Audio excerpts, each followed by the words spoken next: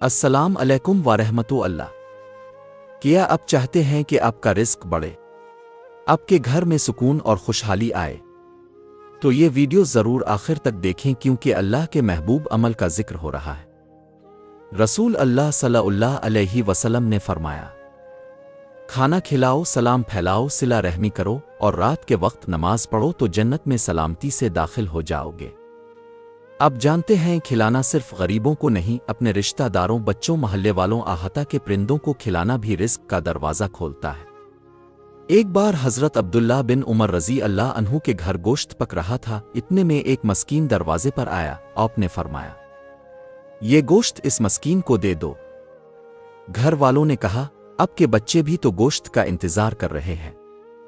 حضرت عبداللہ نے جواب دیا، میں نے رسول اللہ سے سنا ہے، جو شخص اللہ کی رضا کے لیے دیتا ہے، اللہ اسے اس سے بہتر عطا فرماتا ہے۔ اس کے بعد ان کے گھر میں کبھی تنگی نہیں دیکھی گئی۔ اللہ تعالیٰ قرآن میں فرماتے ہیں، اور جو شخص اللہ سے ڈرتا ہے، اللہ اس کے لیے راستہ نکالتا ہے اور وہاں سے رزق عطا کرتا ہے جہاں سے وہ گمان بھی نہیں کرتا۔ روز کھانے میں سے تھوڑا سا حصہ اللہ کی راہ میں نکالیں۔ والدین کی خدمت اور دعائیں لیں۔ رشتہ داروں کا خیال رکھیں۔ استغفار کو عادت بنائیں۔ فجر کے بعد رزق کے لیے دعا کریں۔ یقین کریں، جو اللہ کے لیے کھلاتا ہے، اللہ اس کے لیے آسمانوں کے خزانے کھول دیتا ہے۔ دل سے دعا دیجیے اور ویڈیو کو دوسروں تک پہنچائیے۔ اللہ آپ کے رزق میں بے حساب برکت عطا فرمائے۔